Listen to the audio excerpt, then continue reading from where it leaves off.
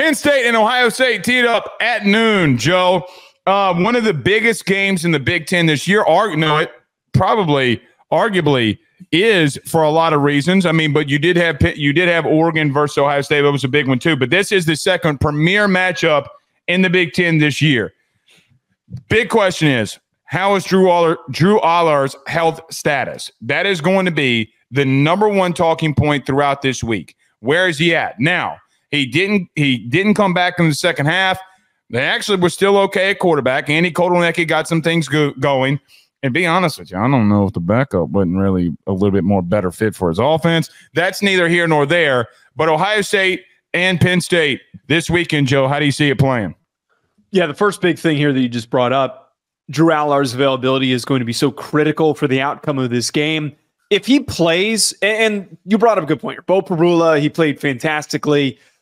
He is a nice piece for this offense, and for the ability to have him to call upon if you're down and Drew Allar's hurt, that he's going to be able to play good enough to keep the offense moving and on schedule. But we know that Allar is the better player of the two. He is going to be able to take your offense to a different level like we've seen so far this season.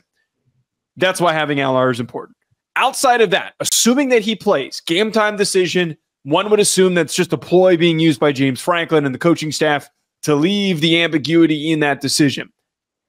I can't help but be hyper-focused on Blake, on the injuries that Ohio State has been suffering on their offensive line. They're down 2 left tackles. They're going to be shuffling a lot of guys around to figure out which unit they're going to be sending out there. Mm-hmm. Right now, as we said yesterday, after the Penn State performance against Wisconsin, this Penn State defense is really good.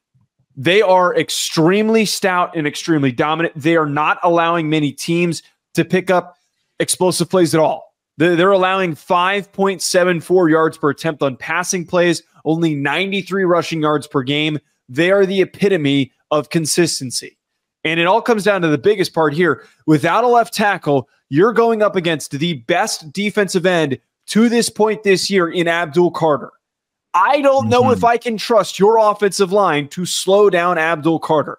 That there, right there, Blake, is my biggest focus. And I think the biggest talking point for this game, being at home with one of the loudest crowds in college football, this could be a really tough out for the offense if they're not able to protect Will Howard and if they're not able to run the ball the way that we saw them struggle against Nebraska. I mean, look, man, if you're having offensive line issues and you can't run the football, Penn State is not the team that you need to be playing. No. It really isn't. And I think everybody knows that. I think, but Joe, I got to be real with you. What Will Howard shows up? Like which one? Is it the one that went 13 of 16 last game and was dotting up dudes? Like, is that the guy that's going to be there? Because Joe, at some point, what Ohio State has out wide, the freak of natures that they have out wide is going to take over a football game for them. I don't know if it's this week. I don't know if it's in 2 weeks, 3 weeks, 4 weeks. I have no Big Ten title game. I don't know. The problem is that if you don't have time to get it to them, they're useless. And now you can't run the football. So, Joe, I got to be real with you. You're in a place where I don't know what you're going to do if you're Ohio State. But what I do think is that Will Howard has actually, Joe, despite not having a running game, despite having some bad and leaky situations along his offensive line, Joe, he's been more than effective, right? Like he's been able to get you in positive plays. I'm with you on Abdul Carter. It's the same thing that I wrote down here. I don't Joe, when I look at this game, he can be a game wrecker or somebody at Ohio State fixes it. Here's what I'd say, though, too. What's interesting. You are giving Ryan Day and Chip Kelly a week to figure something out. They know that they have an issue. How does two really good offensive minds cover up an issue? I mean, we're going to have to wait and see. But, Joe, if they can't establish a run and you're putting this whole thing on Will Howard's shoulders, I mean, it does come down to him. But, Joe, the thing that I can't get out of my head, too, here, though, is – Allar might not be there. And where I saw a backup last week come in and perform very well. Actually, we saw 2 backups come in last week in prime time and play really well. And him and Marcel Reed. But I look at the situation when you have Ohio State that can game plan a little bit more for him. How do they exploit that? So as much as I am on the Ohio State side, like, man, I got questions on them offensively. How is their offensive line going to perform? I got to be real with you, Joe. I say this every time we talk about Ohio State. I think that they have a guard issue. You're giving up way too much penetration on run plays. I mean, Ryan Day even alluded to it in the postgame press conference. He's like, well, you gave up too much penetration in the running game. So as much as I worry about the issues that Ohio State may have, not having Ilar is just as equal, if not a little bit more. So, but I get that we look at a backup quarterback and say, well, look, man, he destroyed it in the second half. You're right, 1,000%. And Penn State presents so many challenges for Ohio State. Joe, I don't know how to feel about this because whatever team is able to answer that question the best is going to be the winner in this one. Now, Joe, they've had some issues, Ohio State, on third down. You were talking about Abdul Carter earlier. They're tied for 37th in third down efficiency. Where did Oregon make a living in moments? Third downs. Get after him. So, look, it's the worst thing that Ohio State does from a statistical analysis standpoint. They're worse. They're one of the worst thing that they do is stay on the field on third down. So, listen, man, if that pass rush can get off, it could be a long night in a hostile environment.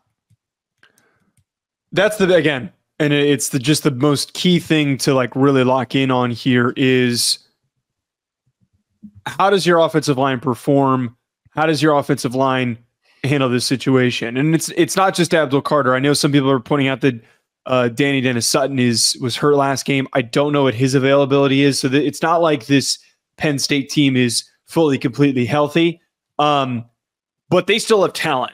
You know, they have talent across the board on their D line. They've got talent at linebacker. They're in a position here, and there's not really much of a gap like anyone would expect between these two teams. I'm going to just keep repeating it. Abdul Carter is the most important player in this game.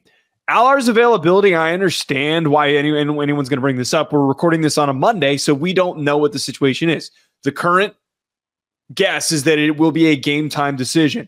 I do feel like the Beau Pribula who stepped in, that he could play well enough at home with the crowd supporting him that could keep this game close within a range for them to win it late. Like I think that the way that he played against Wisconsin, and you mentioned this in the lead-in, he fits with what Andy Kotelnicki tries to do offensively. He is more like Kansas. Right, he's more like Jalen Daniels athletically than Drew Allar is. There's a huge difference in their body types. The only thing that worries me about Beau Pribula, though, he had a lot of throws in that game against Wisconsin that he was able to get away with that are not going to happen, are not going to be successful against that Ohio State defense, against the safeties and the athletic, rangy linebackers like Sonny Styles and all those dudes. If he tries to throw into a tight, risky window that ekes over somebody like he did against Wisconsin, it's getting picked off. So that's one thing to monitor if Beau Pribula is the guy who starts at quarterback and if Drew Allar doesn't play. Yeah, and I mean, even if he does, for what it's worth, number one, regardless of when it's announced that he will or won't play, okay, how healthy is he? I mean, clearly he wasn't healthy in a moderately close game for him to go back in there. Unless they knew that they were just going to run away with it in the second half, I don't know. Okay, but I look at this game too. In one area, Joe, I do think that if Ohio State is able to protect, let's just say hypothetically, Joe, I think that they're going to be able to throw the ball here. I do. Like man, I'm not saying that they're the best in the country, meaning that wide receiver core at Ohio State, but man, they got dudes, Joe. They got freak of natures over there.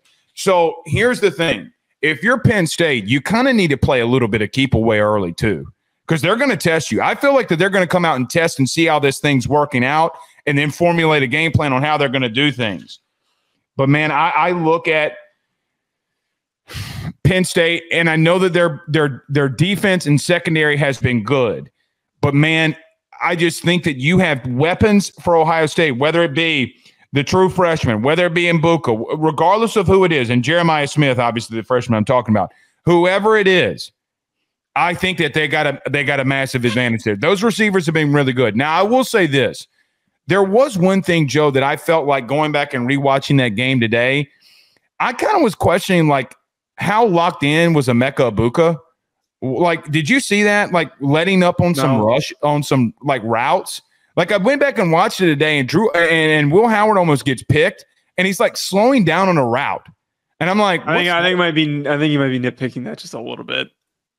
I mean, the ball almost got picked because he stopped. I mean, so I get what you're saying. Anyway, I'm just trying to save you from commenters getting pissed off at you. You mean Elks? Well, I'm sure that there's more than this. Anyway, Elks is being surprisingly friendly. Well, no, not quiet. He's commenting plenty, but I'm surprised that he's not uber mad at us for basically picking against Ohio State. Well, I didn't pick against Ohio State yet. All I'm saying is, I gotta be honest with you, I am picking against Ohio State. If Allard doesn't play, yeah, I was inadvertent. If Drew Allard does not play, I pick Ohio State. If Drew Allard plays and he plays a good game, and whatever injury that he has, and it's not as serious, doesn't hold him back, I'm going with Penn State. I mean, there's a lot of things that are playing in their favor here. Yeah, I'm not on a Monday. I'm not ready to make a decision on that because clearly I don't have enough information on all our plan. Okay. But you can make that argument to me that even if Allard does play, I still don't know if they can slow down this Ohio State team when they're hitting on all functions. I don't know that. I really don't. I got to be real with you. I know that they had running game issues last week. How are they going to mask that? I mean, there's so many different things. Like Ohio State, we don't get this from them much. They do have some moments where they're bad and inconsistent and things like that. But now you have a coaching staff who has been in these situations before and can be creative. It's time for the creative playbook to come out. Everything you got is out here. I get what you're saying. If I'm Penn State, I am worried about Megatron on the outside. That's what I'm worried about. So the last thing that I would look at in this game too, Joe, both defenses have been very stout, right? Penn State and Ohio State, both defenses have been really good. Is there any reason that I look at this game and say that I wouldn't bet the under?